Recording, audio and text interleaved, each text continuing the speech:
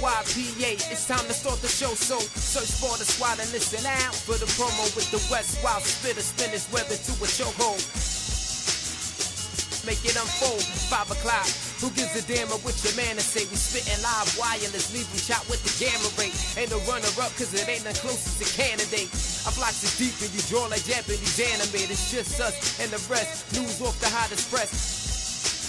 Kyle Holton, Philly West, reppin' with the legends, classic interview session, politics, sports segment, live phone, call up a question, it's the NYPA, 95 connection, real people, ain't no scripted cue call for direction, just team on the grind, time till it's all perfection, throw it past the satellite so you can catch reception, so touch ground with us, we kill challenges, and murder it for every number on your calendars, from west to the boogie down the Greyhound in this, we Google Spot, Anchor Podcast, pocket this.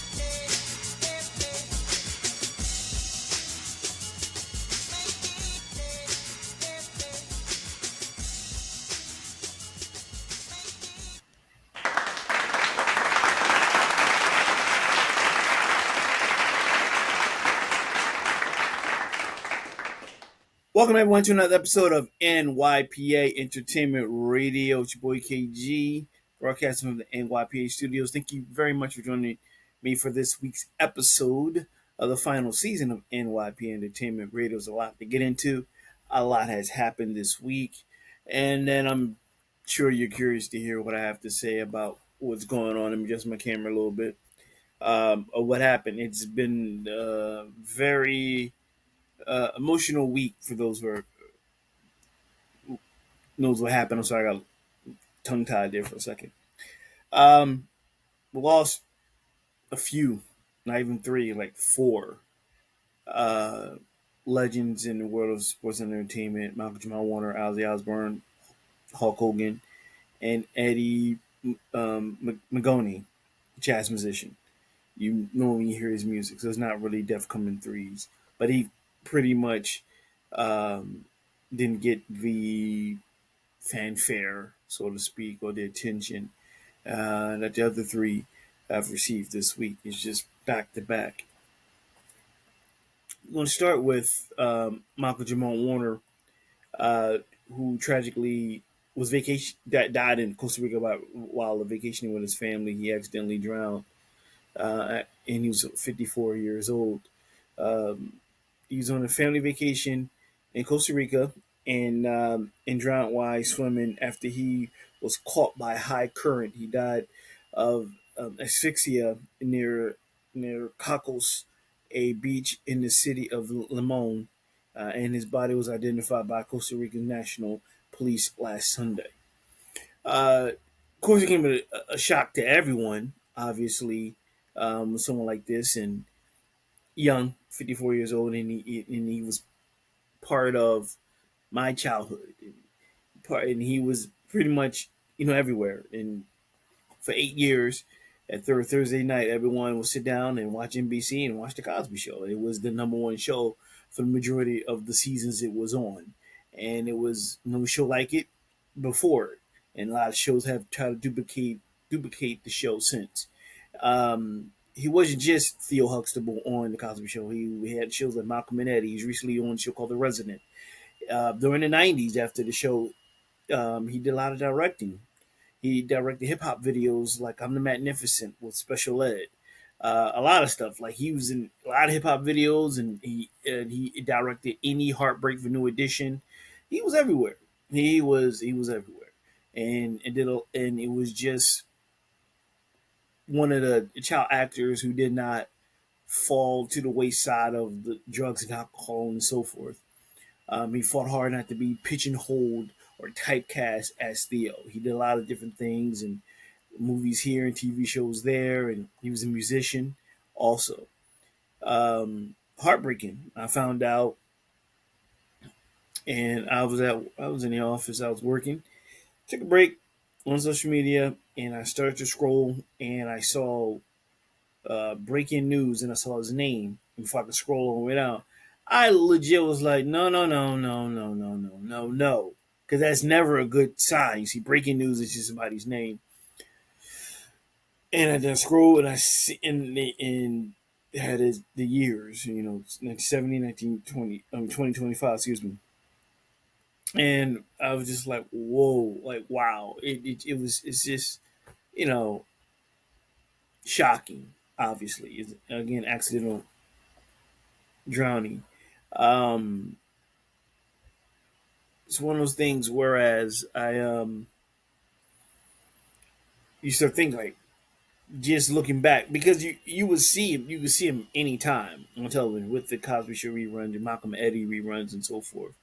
It was just shocking, but his work will live on forever. And he, father of one little girl who's 8 years old, and leaves his wife behind, and a lot of family and friends who continue to mourn his loss, gone way, way, way too soon.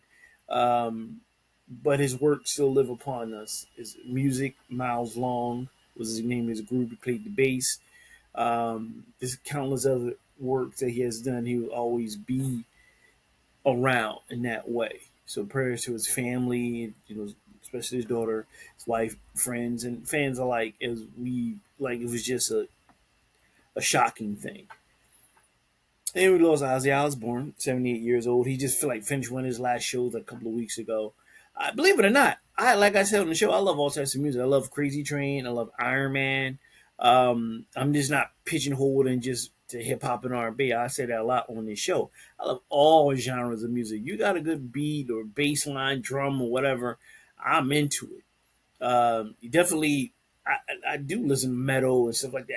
I love music, period. And he's definitely one of the icons um, in metal. And of course, years later, of course, you see him with his family on um, the reality TV show The Osbournes, and which was funny at the time. And again, like this, again another a legend passed on. And then we lost Hulk Hogan, which was a controversial thing due to his later years in life of his racist remarks and so forth. I'm gonna say this: when I think of him, I don't think of that. I'm not dismissing it. What I'm thinking of is my memories from the 80s and the 90s when he was actively wrestling. When he was teaming up with Mr. T and he was in WrestleMania and he went against Andre the Giant. And I was a big fan when he wore the red and yellow. And then in the 90s, where he transitioned the world of wrestling from the 80s biggest hero to the 90s biggest villain, be joining the NWO. And I remember finding out that he became a villain, which is, it was crazy because you never expected that he would turn in the big build up. And they said, who's the third man? And because you had these guys, Scott Hall, Nash, come from WWE to go to WCW, and they thought it was an invasion. This is the third guy. Didn't know who it was. Didn't expect Hogan to be there because he wasn't. He stopped wrestling for a bit, stepped away, doing some movies and stuff. And then we revealed the Bash at the Beach pay-per-view in '96. I remember I was I was like 19, and for internet and cell phones was what it is today. We get instant news. And I remember I was working late, and I called my uncle Clarence, and I was like, because he's in the wrestling, he bought the pay-per-view. I was like, who's the third man? I had to call him, and he said it was Hulk Hogan. I remember I was like, I was shocked because I was into it and it was fun, and that's what I think of. And I also think of the time I actually had a chance to speak with him when I was a kid. He came to Philadelphia. My mom worked at a facility with mental health kids, and he came to visit. It was like '87, I think. I was probably like 10 years old. He came to the hospital, the facility, and my mother asked him to. Again, it's the '80s. There's no cell phone or whatever. So my mom was like, "Can you talk to my son? He's a fan." He said, "Yeah." So she dialed the number. He stood there patiently waiting, and the my memory was I I picked up the phone. My sister reminded me that it was her who picked up the phone and told me to come to the phone. We had this conversation this week. She said, my sister Tammy was like, she picked up the phone. My mom said to her was, get your brother, come tell your brother come to the phone. I have a surprise for him. I don't remember that part. I kind of thought back, and I was like, I think I do remember that. But in my mind, my memory picks up where I went to the phone itself. But maybe because I was going to the phone because she told me that I couldn't come to the phone, so I went to the phone, picked it up. It was him. I thought it was like my pops pranking me or something. I was like, this dad, are you playing around? He was like, no, and he talked to me. I don't remember exactly what he said. I was hyped, but I do remember at that moment, I said, all right, as this is happening fast, I said to myself, I said, all right, you can't tell nobody this because they're not going to believe you. There's only one person you can tell, and that was my best friend, Mike. I've mentioned Mike's name all the time. Again, we was like 10, 11 years old. We was kids. And I said, he's the only one who's going to believe you. He's the only one. I said, the only one I'm going to tell, I'm not going to say a word to anyone because no one's going to believe me. I don't need the ridicule. Hang up the phone. I had to hang up the phone, like, yeah. I turn around, my sister boop right in my face. Who is that? All in my business. And I said, I was thinking, she got a big mouth. To this day, my sister can't hold water. I'm like, okay. So I said, listen, you can't tell nobody this. You can't say nothing. Like, they're not going to believe me. So I said, I'm like, Mom had me speak with Hulk Hogan, and I said, "You cannot tell." And before I could repeat myself, she's literally no lie. She runs out the door, runs on our porch, and it was the summertime. Everybody was outside. It's the 80s. Everybody was out. We didn't have like streaming and video games like that. So nice days. We out in the street, and everybody was out. It's the summertime, and I remember she ran onto our porch and screamed to the whole block that I talked to him. And just like I predicted, everyone thought I was lying except for Mike, who was like, "Oh, that's cool." He believed me. Everybody else just like ridiculed me for years upon years and so forth because they oh, it was a phony, whatever. And I blame her because she has a big mouth. Anyway, but those are the memories I look at. I don't look at his latter years, who he supported, and what he said. I'm not dismissing it. I'm not giving him leniency. It's not what I'm gonna go on because dig the move. A lot of our favorite celebrities have done some shit, is doing some shit, or shit that we don't know about. And if we continuously dwell on that, we won't have no good memories of all at all of our childhood or golden era or whatever. If that's the case, music, TV, movies, none of that stuff. We will never have any like memories, so to speak. Because when we hear a song, see a movie or a TV show, it takes us back to a place of what we were doing at that time, who was around, family, friends, and whatever. Now we want to get in the minutia of everything. It's not like these superstars I said before, not gods. They're all gonna make mistakes. Some of them could be doing stuff right now that we don't know about, that we don't condone. So it's just that a lot of it have been caught and so forth. I can separate the two. What they do in their personal lives, that's their business. I look at the professional side of it and what memories it brought me. They got to deal with that on their own, whoever it is, whoever did some stuff. So again, I'm not dismissing it. I'm just not gonna let that interrupt my memories of being a kid in the '80s and teenager of the '90s and what fond memories. I'm not gonna let that do. I can separate the two. It is what it is, and the bees what it bees. That's what it comes down to. But I'm not gonna disrupt my memory because of that. Because if that's the case, then I won't have no memories at all. Because a lot of my favorites and your favorites got caught up into some scandals that we know about, or could be doing some stuff we don't know about, could come out years later. They're human beings. They're not gods. The only thing that separates us from them is status. You know what I mean? Appreciate the work they've done and you like them, but I don't. They're not, immortal, so to speak. No pun intended in terms of immortal Hulk Hogan. Um, but that's what I think of. And there's been a lot of controversy when people were kind of praising Hogan and outside of the racial rant he went on. I'm not dismissing it, like I said, but you're not going to tell me what my memories are going to be, and that's what I remember. So that's when I see old clips. I think about what I was thinking, what I was doing at the time, how old I was, what was going on, how I felt at the moment when he was in the ring. He gives certain promos. Thinking about this person, I'm not thinking about that. That's a cross he had to bear on his own. And I again can separate the two. It ain't about whether it's Terry Bollea or Hulk Hogan. It's just I can separate the two from entertainers, from the professional life to the personal life, because I don't know them. And even if I did, again, that's a cross they got to bear. That's something they got to do. That's something they gonna have to live with and deal with going forward in their lives. You know what I mean? But just alone this week, uh, a huge chunk of my childhood is gone in whatever shape or form, whether it's through television, music, or sports and entertainment. It's been like wow, like you, it's like man, they're gone, but their work lives on forever. And look, choose however you want to choose how to remember someone. This is how I want to think about the good, not the bad.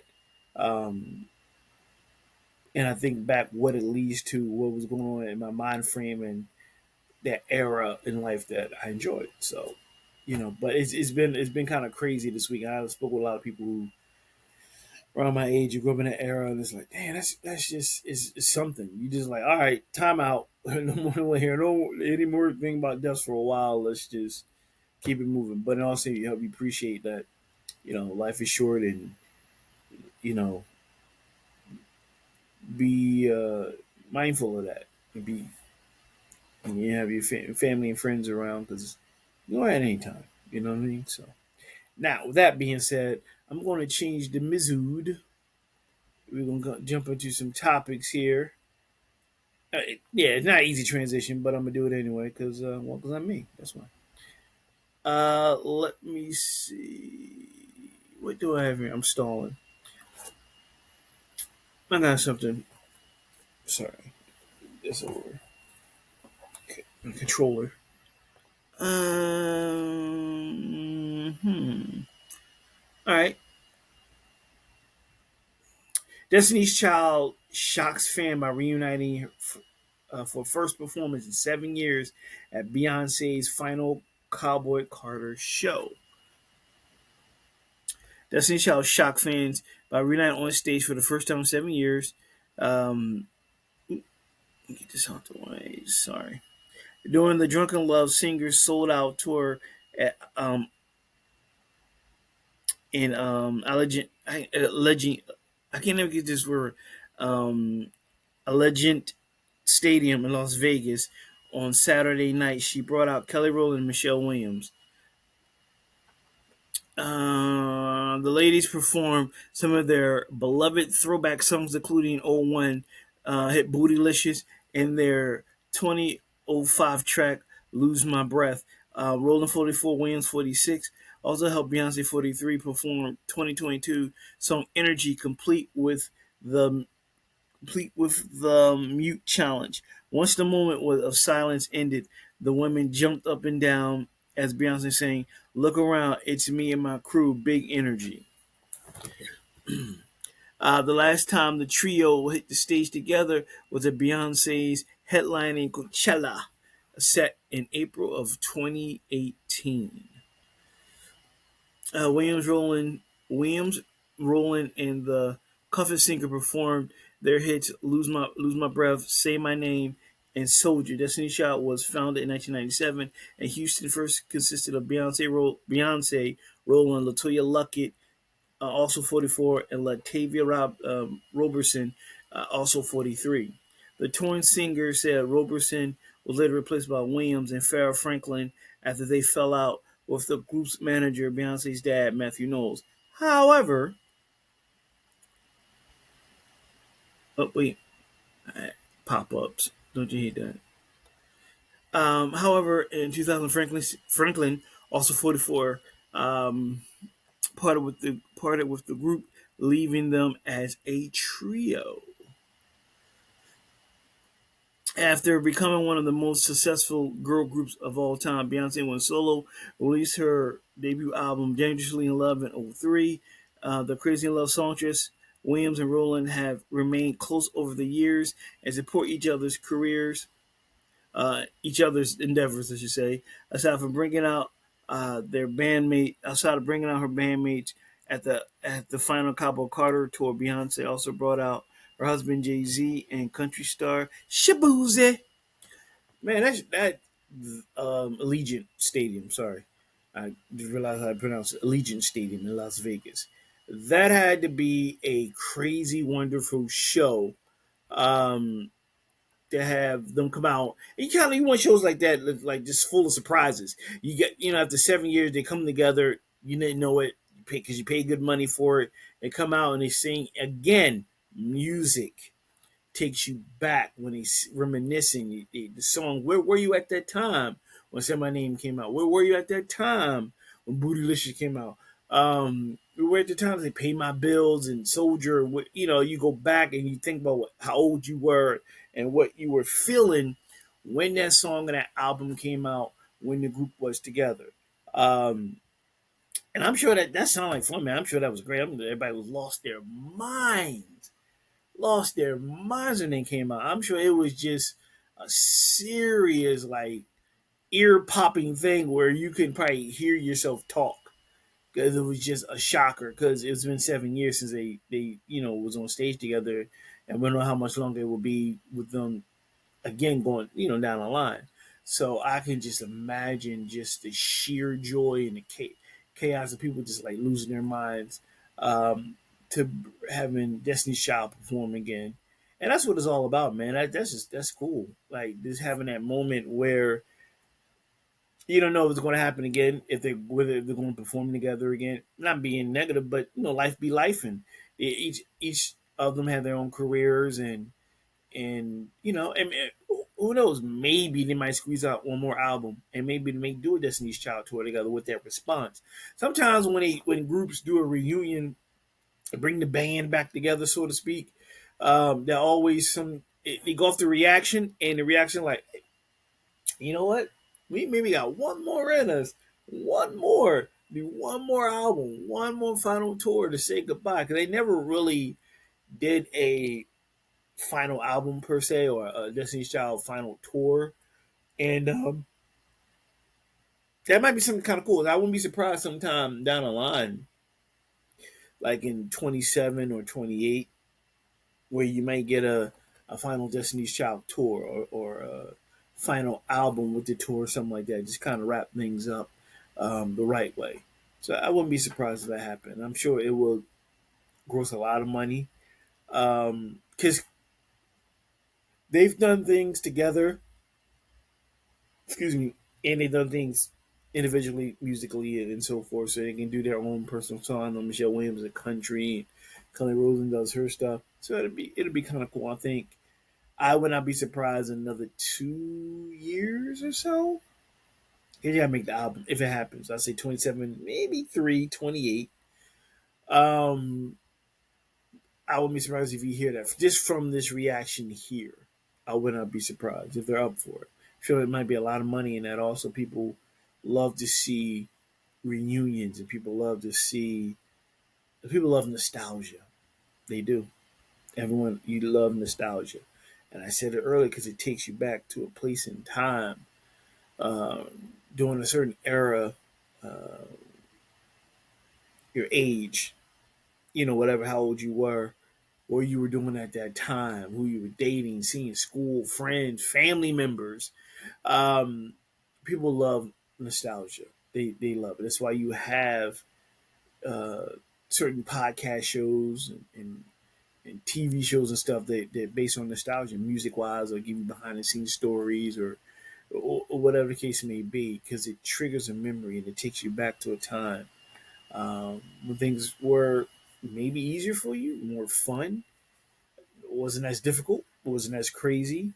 Um, Everyone was around, family wise, and excuse me, friends and so forth. And I mean, but yeah, man, that's kind of cool. So I'm sure, like I said, it's one of those nights you'll never, even if they don't do it again, or at least if you don't get to see them when they do it again, you're like, hey, I was there. But this one is kind of special. After 7 years, they pop up and you're not expecting it. I mean, I'm sure everybody's just going crazy. So that's dope. That's dope. All right, what else? Uh, Snoop Dogg. Snoop Dogg purchases stake in Welsh soccer team. Football. They call it's football, but soccer. You know, you call it soccer, but it's football. Snoop Dogg has successfully purchased a stake in the Welsh soccer club in Swansea. I'm saying it right? Swansea City. Following in the footsteps of Ryan Reynolds and Tom Brady, Snoop becomes the latest star to invest in a UK-based soccer team. Let me straighten that out. In a video announcing the purchase, Snoop says, "For many years, I've been associated with soccer. Yeah, I won a lot of kits. I won a lot of kits in my life, but now I'm at a part. Now I'm at the part. I'm now at the part of my life where I'm trying to find a kit that fits. The kit with the hit. You know what I'm talking about. I actually don't know what you mean there, but okay. One team, the underdogs, a team that feels like me, that's real like me. I'm talking about the Swansea City. Yeah, baby. I'm not a player. I'm an owner. Swansea. We coming to a hood near you. Big Snoop Dogg. Swansea City, baby. Let's go. He had a statement. My love of football is well known, but it feels special to me that I make my move into a club ownership with Swansea City. The story of the club in the area really struck a chord with me. This is a proud working class city and club, an underdog that bites back just like me. I'm proud to be a part of Swansea City. I'm going to do all I can to help the club and look forward to getting to know all my YJBS. The club also said in a statement, Snoop has also always had a deep love of sports and football in particular. At one point, he had a brand ambassador for the FIFA video game series and has been pictured wearing a variety of team jerseys over the years. And it is hope it is hope he his global profile and love of football can play an important part in helping us spread the Swansea City name as far and wide as possible in order to boost our commercial performance to further support our aspirations of a club. Swansea City Chief Executive Tom Gorings added, it was very exciting for us as a football club to formally welcome Snoop Dogg as a co-owner and investor to Swansea City. His enjoyment and love of the football is well documented, and he has often spoke of a desire to get more involved in the sport. We are delighted. We are delighted he believes that being part of Swansea City is the right way to realize his ambition. Dog is passionate about the dog. Dog is passionate about the project and helping us continue to raise the profile of the club to as wide an audience as possible. Dog. You just call him dog. Uh, what can I say, man? That's dope. You know, he has a love for football, soccer to us, but football, just that there. And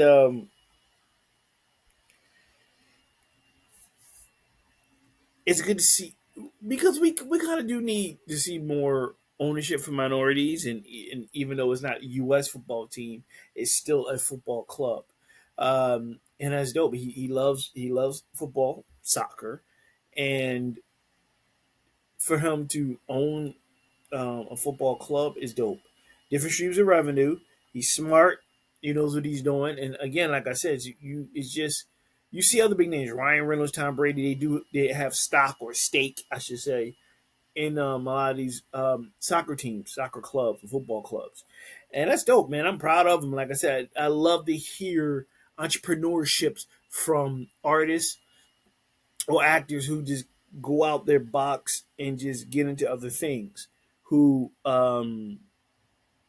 really they take the time and just do something different because acting and sorry about that. Sorry. So acting, music, and all that can all dry up. So when you invest something and you do other businesses, whether it's a local business in their hometown or something global like this, that's dope, man, because it's opening doors for everyone else, gives jobs and opportunities, and that's cool. And I love to see that, and I love to see just again entrepreneurship, different businesses, whether it's Master P, whether it's Snoop Dogg, whether it's whoever, whether it's Curtis Jackson, whoever it may be. That's kind of cool because again, it opens up doors for others and other opportunities and things of that nature. So um, let's keep it going.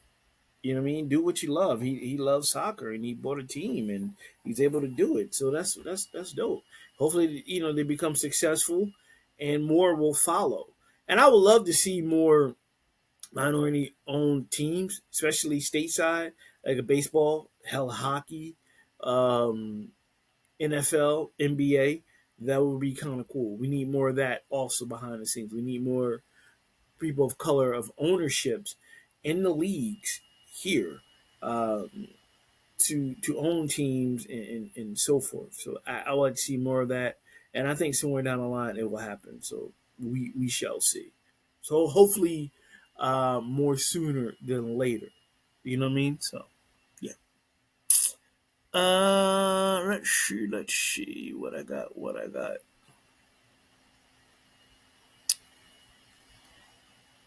Um, Speaking of business, Tyler Perry and ownership. So billionaire Tyler Perry fired his aunt and financially cut off family members. I'm not welfare. That's what he said. He said he's not welfare. Ladies and gentlemen, boys and girls, he's not welfare. Tyler Perry doesn't believe in financially supporting his family members just because he is a billionaire. The media mogul revealed that he once fired his aunt from a job because she didn't take it seriously. Uh, Perry shared the tough love approach to mixing finances and family during a candid conversation in a recent interview. Um, Let's see. So it goes on. She said she wanted a job. Tyler Perry said his aunt said she wanted a job. She will always call. She'll always call asking for money, and I will send her the money. Perry said. I said, listen, I want to help you. I want to help you build this thing, not to be welfare to you. So let me give you a job. But Perry said she wasn't coming into work and was constantly calling off. Well, you gotta go.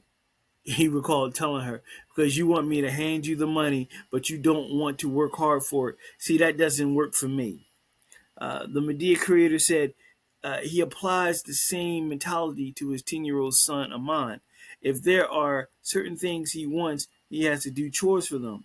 I don't believe in giving things that are just going to handicap us, he explained. That is the worst thing you can do.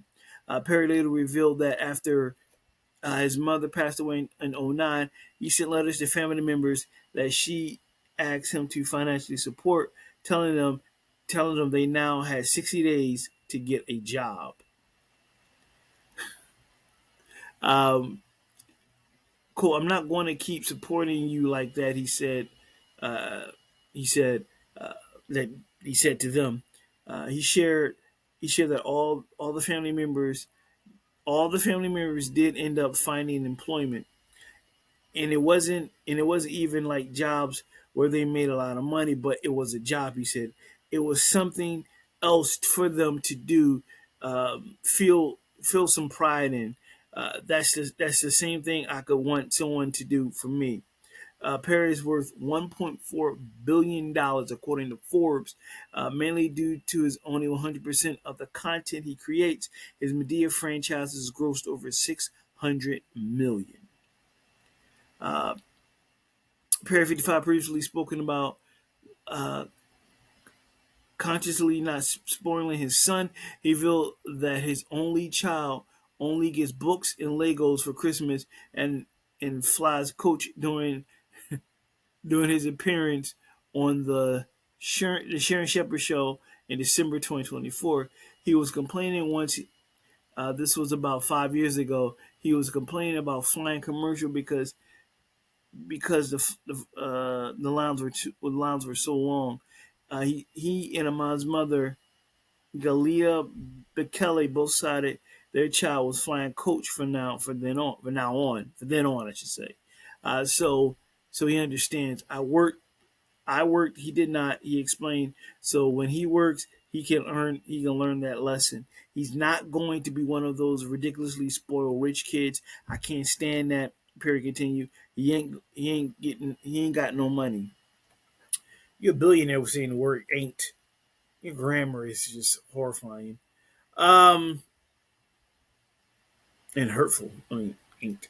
I hate that word. I can't stand that word. Hate. I mean, ain't. Can't stand that word. Ain't. Ain't. He ain't got no. Anyway, that's another topic for another time. Yeah, I do agree. If you're asking me, Kyle, do you agree? Yes, you make your money if you're at a certain status in life, millionaire, billionaire, high 100,000aire. That's your cash. You can't keep asking for money. You're not an ATM machine. You want money? Go get a job, or I could put you to work and I can pay you to earn it. I'm not gonna bust my ass to support you. That is ridiculous. Go ahead, Auntie. You got to go kick rocks. I will do the same thing. You're not going to work for your money? Go. I'm not financially taking care of anyone that is not my child. I get that totally. Get a job. I'll give you a job. You don't want to work? Too bad. You're on your own. Uh, Not having a spoiled kid, I get that too. I'm saying to my kid, like, you want something, I'm not going to give it to you. You got to earn it. In life, you have to go out there and earn it. If I got to go up there every day, whether it doesn't matter whether blue collar, white collar, I got to earn this. I got to bust my tail to make this money. No one's handing it to me. Same thing with you. You got to earn that cash. You got to earn that money, that lifestyle that you want, that status that you want to be at. You got to go out there. They're not going to hand it to you. No one's going to hand it to you. Get any deeper, especially if a person of color, they really not going to hand it to you. They damn near putting up barbed wires and brick walls and all that type of shit to make sure you don't get it at all. Um, so I can see that. So anyone out there who has money, whether you're 100,000aire or steady income or higher, uh, I get that. Like, I wouldn't want a family member come after me and asking all of a sudden, "Oh, I got this." Well, I'm sorry, you gotta figure that out on your own. All of a sudden I got to take care of you when I haven't heard from you I barely heard from you this whole time. Then you know my status, and then you want to come a hat in hand saying you need money. Like, what if I didn't have it? Who would you go to? If I didn't have it, what would you do? What would you do? But because I do have it, you want to come here and you're going to put the sob story and you're going to, I have nothing, and so forth. That doesn't work. And I agree with him with that. I agree with kids, the kid got to earn it. And you don't even have to be rich to make your kids earn it. It's just life in general.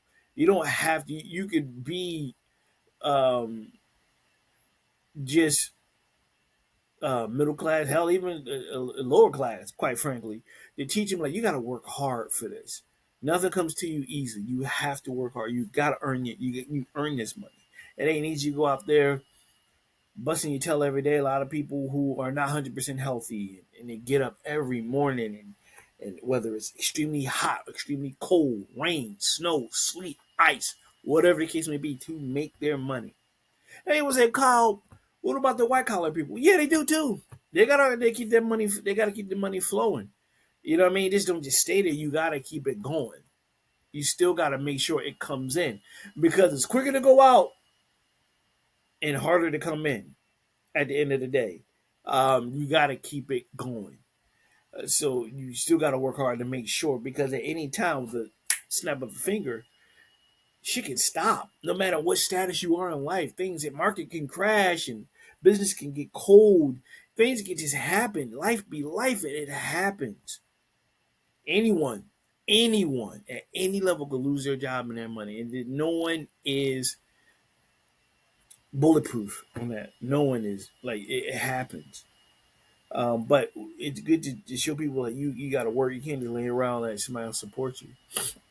I think he did the right thing. If it's not wasn't showing up, cool. And then he told his family like, y'all gotta get a job, man. I'm not gonna support y'all sitting around chilling, not doing nothing. While I'm out here busting my ass and all this stuff. No, we're not having that.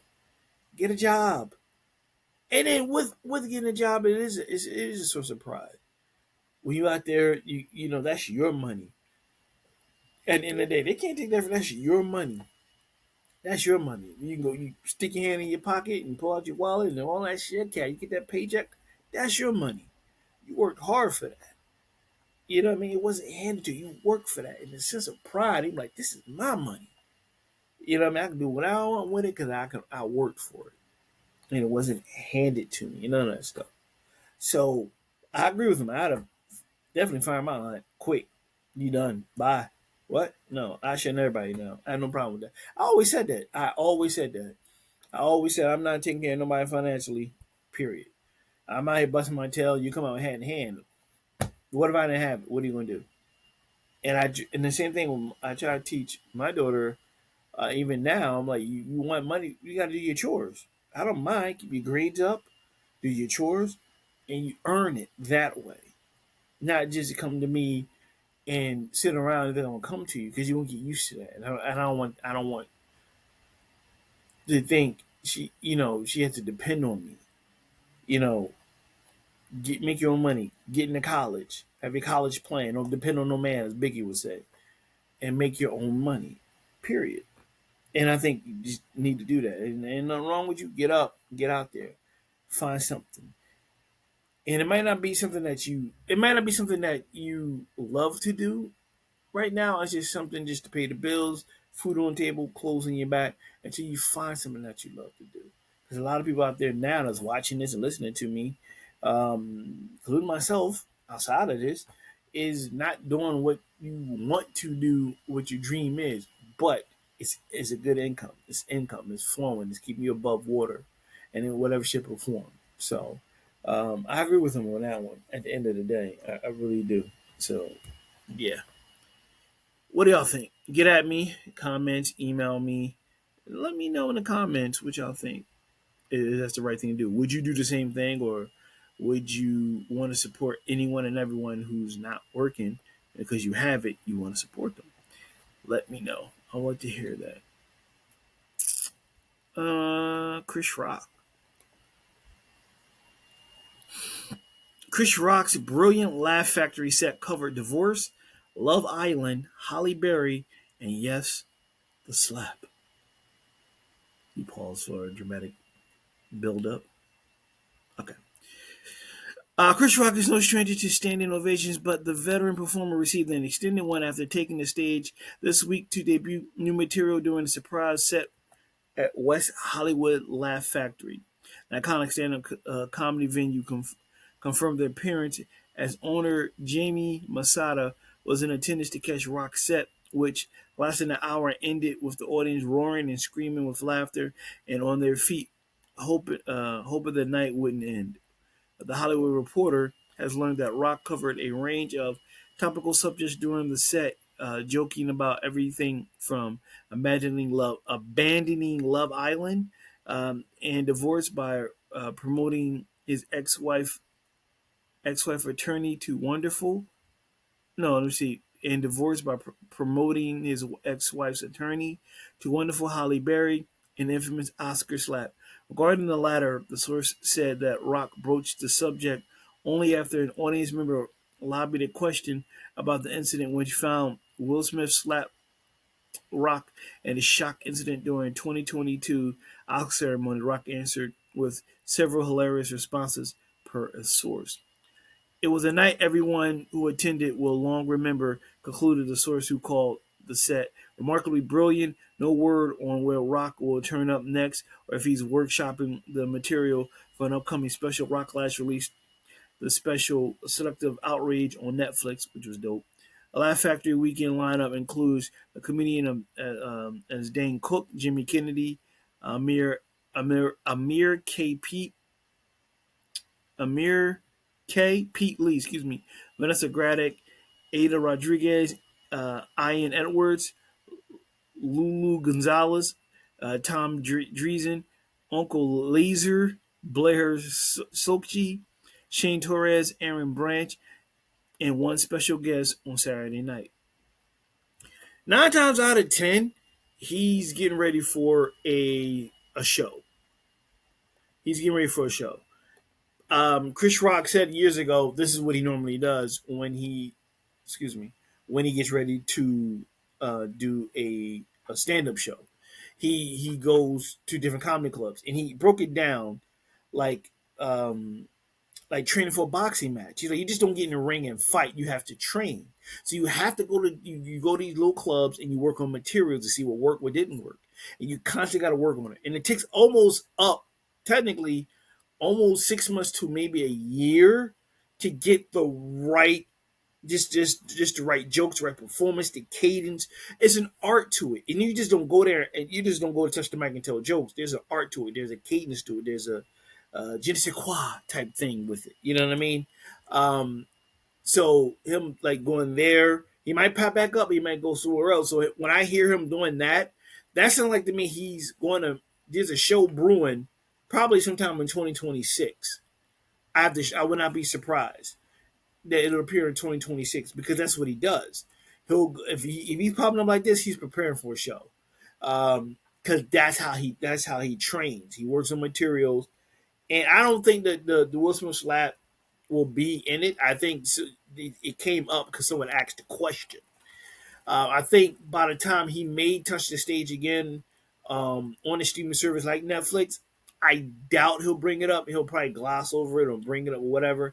But by the time, like I say, let sleeping dogs lie, let that go. But somebody brought it up. Someone's always going to bring it up because they're assholes and they just can't let shit go. But it sounds like to me he's preparing for another comedy show, or show and or tour. Because again, that's his routine. I remember they asked Eddie Murphy. This is right before COVID. Eddie Murphy was thinking about coming back and doing stand up. I don't know if he's gonna do it. If he's still, I hope he does. Right before COVID hit, he was thinking about doing it. He's like, at the end of the day, he's like, I'm just lazy. He said, I don't feel like hitting the clubs because again, you can't just go up there and start telling jokes for like an hour. You have to find your rhythm. You got to see what's topical. You got to hit your cadence. It's a whole art form to doing stand up comedy. It's not just go up there and start talking. You got to know what you're talking about. You got to know. You got to find your niche. You have to, make sure that your cadence is on and what jokes work, what you don't, what you got to tweak, what you got to take away, what you got to add, and so forth. It's a whole art form to it. It's very difficult and it's tedious. So a lot of cats and Jones alike who are doing stand up or start out with stand up know these things. You have to be prepared. You have a set, right? You're doing your set. Not only you have your set in your mind, you got to deal with possible assholes throwing you off your set. So not only you got to battle them at times, you got to stay within your mind, stay within the time because there's a time there, and try to get your shit in and so forth. It's not easy at the end of the day. So it sounds like to me he may be doing another show down the line. If because every time if I come across an article and I see a big name like Rock or Chappelle or whoever, making an appearance at a comedy club just randomly, and they do like an hour set. 9 times out of 10, they're preparing for something. They're preparing for something, and they're just trying it out. So he'll go back.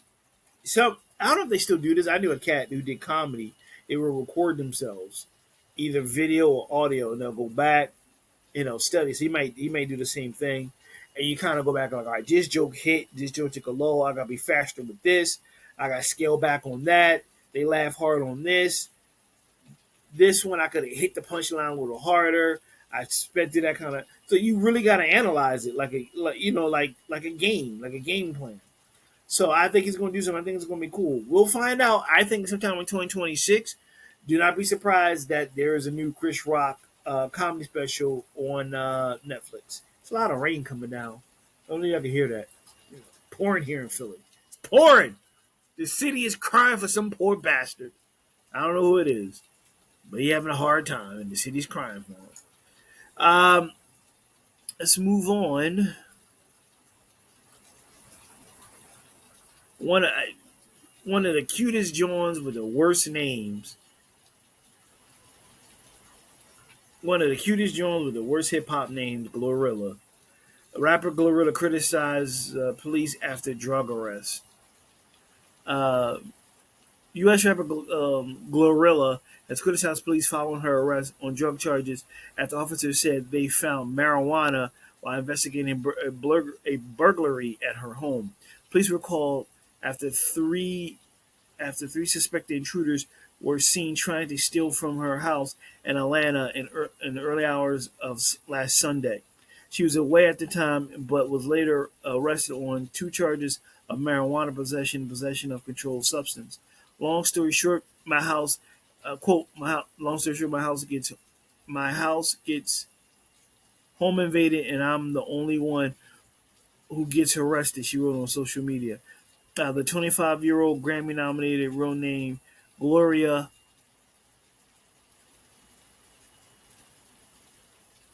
Seriously, that's her middle name. Her name is Gloria Hallelujah Woods. I'm not making that up. I'm not making that up. Her middle, and I thought I was like my glasses are messed up, got smudges on it or some shit. Her real name is Gloria Hallelujah Woods. Is known for hits such as "Yeah Glow" and "What You Know About Me." Crazy My House Get Home Invaded Saturday, she wrote. While I was in Indianapolis performing the WNBA All-Star game, and instead of focusing on finding the suspects, they focused on some cannabis. Police said they found a significant amount of marijuana while investigating the burglary. The homeowner is a victim of serious crime, and we are committed to bringing the suspect to justice. Um, Forsyth County Sheriff Ron Freeman said. At the same time, we must continue to uphold and enforce the law in all aspects of this case. In plain view, Wood's lawyers gave a differing account of the quantity of drug found, claiming police believe they found a small amount of marijuana. The arrest of Gloria Woods is a disturbing window into how warped law enforcement priorities have become, they said in the statement. Instead of investigating the violent home invasion and theft at Miss Woods' home, they instead sought a search warrant and he says sought a search warrant when they spotted what they believe was a small amount of marijuana. Ms. Woods is a victim, not a suspect. This is our tax dollars at work. Unbelievable. They said family members called police. The sheriff's office said an occupant of the house fired a weapon at the intruders. It was reported that three suspects had entered the home and were in the process of stealing items when an armed occupant fired at the intruders, a sheriff's statement said. The suspects fled the scene, and it does not appear that any of them were struck. No injuries were reported among the home occupants. While investigating, deputies detected a strong odor consistent with illegal narcotics and marijuana was found in plain view inside the master bedroom closet, they said. Woods voluntarily turned herself in at the county jail on Tuesday and was released on $22,260 bond. GLORILLA has been one of the hottest new stars of hip hop in recent years, nominated for the best rap song and rap performance for Yeah Glow at this year's Grammys, collaborating with the likes of Megan Thee Stallion, BTS, J Hop. Um, Look, I see that point. Like, what's in her house is in her house. It sound like they went to look for nothing. Like they really was looking, even though they smelled it. They was really looking for something that wasn't really there. The whole point of it is like her house got victimized, and you guys are worried about her having marijuana at the house. Might not have been theirs. Might have been a person who's occupying it at the time and was smoking on it. And marijuana damn near practically legal now. You know what I mean? Like really? Like who cares? But the true crime is the fact her middle name is Hallelujah. That's the crime right there. You need to talk to her parents about that shit. I never liked the name Glorilla. Here's why. She's cute as shit. But what I'm saying is, all these years that a lot of African Americans been compared to apes and gorillas and monkeys, you take a pretty name as Gloria and call yourself Glorilla. It's corny. It's a horrible name. Whoever gave it a thumbs up is ridiculous. It's just I don't like the name. This is a horrible name. Horrible name. It's just horrible. You could have called yourself Gloria Hallelujah. Ha ha ha! Yeah, that's what you call yourself, Gloria Hallelujah. That's the name. Cut off the woods part. Be Gloria Hallelujah. That's your MC name. Boom. But Glorilla, it's the whole thing of being, like I said, a lot of years of African Americans being compared to gorillas and apes and monkeys. So to have that as Glorilla, it's just like, nah, you too cute to be named that. You could have came up with a better name. I'm not saying Gloria Hallelujah is a good name, which it is. I think you make money off of that. But it's just better than Glorilla. It's just a horrible name. A horrible name. You know what I mean? You're too cute. You know, I'm not a big fan of her music. Like today's music is a whole nother subject. But change the name. And then the fact that they found marijuana at her crib, it might not have been her. They said some people were there and they said they smelled a faint smell of it. Maybe they're smoking it, but nowadays it's pretty much damn near legal. Um, you know what I mean? I think they was looking for nothing. They were just nitpicking, causing problems, just being assholes about the whole thing. Um, but luckily, no one was hurt. And you're right. You need to find the victims and leave that alone. And then we got to discuss the name again. Like, I don't like Glorilla, but if her name is Hallelujah, you can do something with that. Gloria Hallelujah coming to the stage. Look my ass shake. I'm going Hallelujah, Hallelujah. Anyway, I'm just saying it's better than Glorilla. Moving on. But what do I know, folks? What do I know? Just a good-looking dude from Philly. What do I know? Rapper Tekashi 69 faces possible prison time after admitting to drug possession. Rapper Tekashi 69 admitted Wednesday that he violated the conditions of a supervised release from prison by possessing drugs, marking his latest run with the law since he completed a federal prison sentence on racketeering and conspiracy charges. 29-year-old performer, whose real name is Daniel Hernandez, told a Manhattan federal judge that his home in Miami was raided on March 12th, and that the residual cocaine and MDMA, the party drug known as Molly or ecstasy, were found in his bedroom cabinet. In exchange for the admission, prosecutors agreed to drop two other counts he faced stemming from the incident. The Brooklyn rapper who shot to fame in 2017, released the song Gummo, will be sentenced September 25th. He doesn't face any state charges related to the raid, but U.S. District Attorney Judge Paul Engelmeyer warned him that the consequences will be severe if he violates any other conditions of his release before he is sentenced.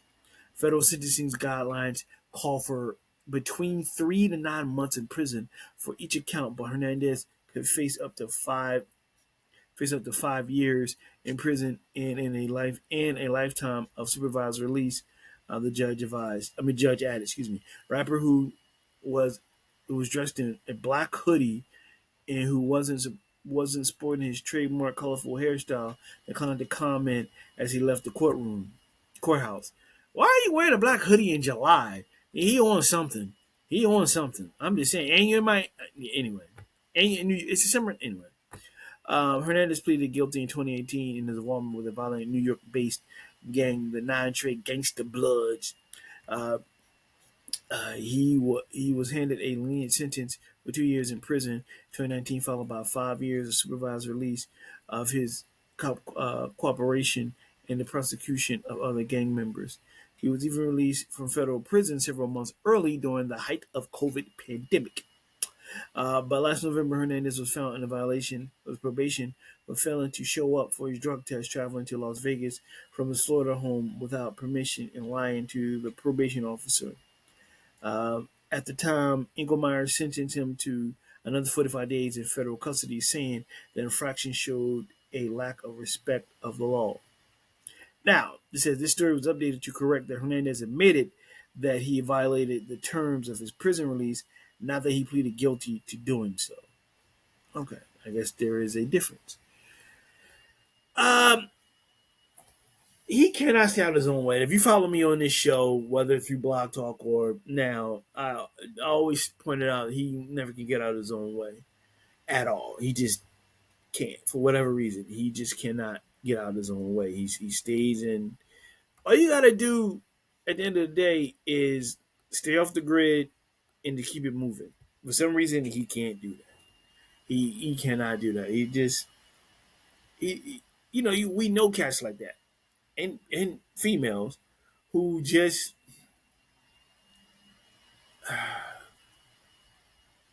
they know it's wrong, but they still continue to go through with it anyway, and just be like, yeah, I did it and whatever.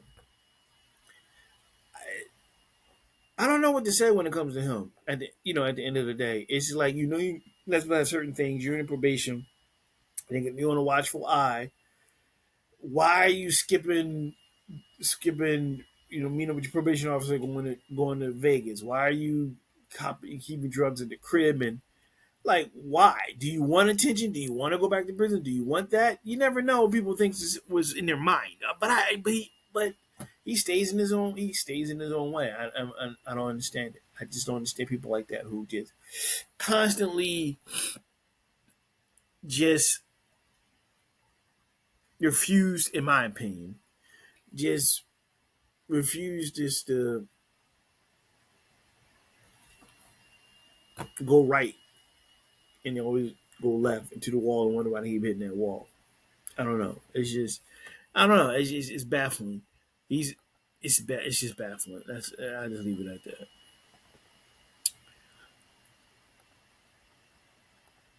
Moving on. 50 Cent threatens to push Dave Blunt's down a flight of stairs. Blunt responds with vulgar disc. 50 Cent threatened to push Dave Blunt down a flight of stairs on Instagram, prompting Blunt to respond with a scathing diss track. Seemingly impromptu, 50 Cent shared a since-deleted photo of Blunt on his Instagram on Sunday, July 20th last week, writing, "Yeah, this is your man's. If I catch him, I'm pushing him down the stairs." Dave didn't let that insult slide and targeted 50 Cent's 2011 "All Things Fall Apart." In response on Instagram, 50 Cent had lost significant sorry has lost my screen jumped had lost a significant amount of weight during his time on that film. Quote, "I've been going to the gym and being locked in on my health journey. The world is watching me lose weight, but you lost all that weight for that weak ass movie. Nobody watched that shit." Dave captioned a photo of 50 from that movie. In a separate post on Monday, July 21st, Blunt then hit the studio to record an official diss record aimed at the power mogul. Curtis Jackson wanted "Diss Me, N-word must be smoking on Fent." Blunt raps in the clip. Heard y'all baby mama caught a whoa, I ain't gonna say that. A anyway, 9 times at 50 Cent. I just got in a rap game, but I'm about to as big as it gets. Why the F is this old N-word mad because his baby mama is eating shit. Yeah, he had a harsh word I would not want to release say there. Also on the track he spits, "Heard your baby mama eat excrement, heard your baby mama eat poop, N-word, telling me I should back now. But that's not what I'm about to do. Curtis Jackson is an actor. Nah, he ain't really about to shoot. Curtis Jackson really don't want no drama." 50 Cent yet respond to this. Um, Dave Blunt, who I just recently found out about prior to this, It's a big cat, huge, and he's on his health kick to trim down, lose weight, and he raps. And he said in an interview I saw with Jay Moore recently that he used to write rhymes for Kanye West. I don't know if that's true or not, and I really don't care. I'm not care about ghostwriting stuff like that. Um, but two things here: to threaten someone, you're gonna openly that you're gonna push him down from stairs. That's not a smart thing to do. Uh, even if you feel that way, that's the nah. You just do something you don't do. You just openly admit that. Again, feel what you want to feel, but I wouldn't openly threaten someone and push him down the stairs and do bodily harm to him. That's not you don't want that. You don't want to do that. But Dave Blunt, he had some scathing words in there that I kind of sounded like I was rummaging through because it was just like I'm not gonna beat that shit he's saying, but it was just some very vulgar, extra vulgar stuff. Um, Knowing 50 Cent and how he is, he's gonna come back on him, and he'll rap and say something about him.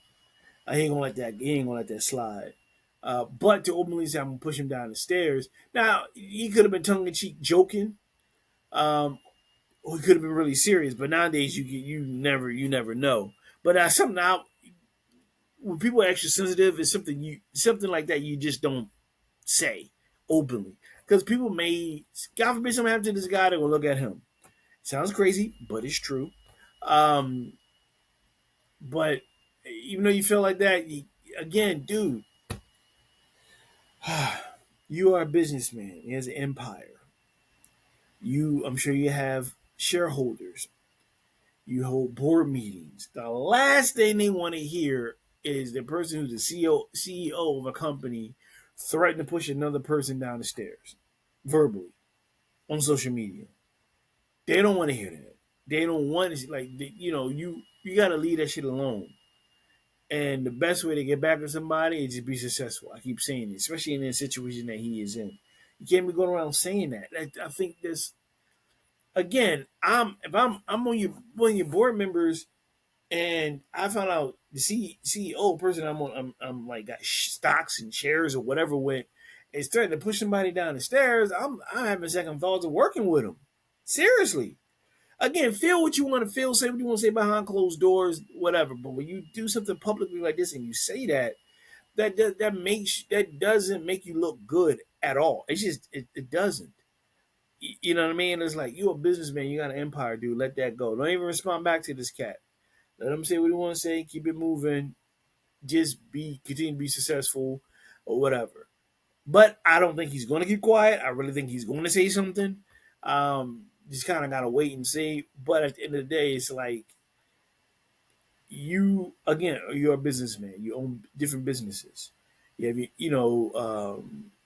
open up a like a movie studio, and you got your own action network on Pluto, and you got all this stuff going on. A simple comment like that can start the thread to loosen and then unravel, and you don't want that to happen over some nonsense that easily can be avoided. Let's let that go, man. Keep it moving. Let him say what he's gonna say. Whatever.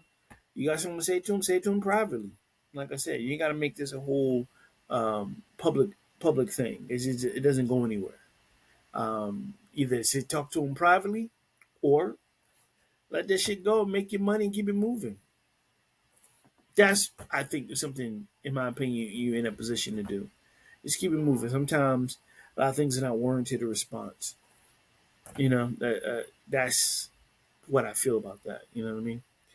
What also feel, ladies and gentlemen, boys and girls, will wrap things up on this week's episode of the final season of NYPA Entertainment Radio. Thank you for taking the time out to listen and watch me today. Always remember to press the subscribe button, whether it's here, or there, or down there, or whatever's on the screen, on YouTube, and Spotify, more platforms to come, either under the banner of NYPA Entertainment Radio or Who's Kyle Bram, a new podcast coming in 2026. Thank you again so much. Appreciate you taking the time out. Let me do my best to entertain you this week. And remember, stay focused, Take it day by day. I know it's easier said than done. Believe whatever high power you believe in, and do what you got to do, and try to keep positive. And since it's the summertime, try to stay cool. Also, heat is brutal. It's crazy too. It's just raining. It's pouring down rain, pouring. And it stopped. The summertime rain, and it stopped. And sun back out, and it's hot again. What are you gonna do, right? But ladies and gentlemen, boys and girls, I'm gonna let you go. Lord willing, I will see you next week for another episode on the final season of NYPA Entertainment Radio. We're gonna end with a cheering, not a clap, but a cheering. And see you next week. NYPA Entertainment Radio.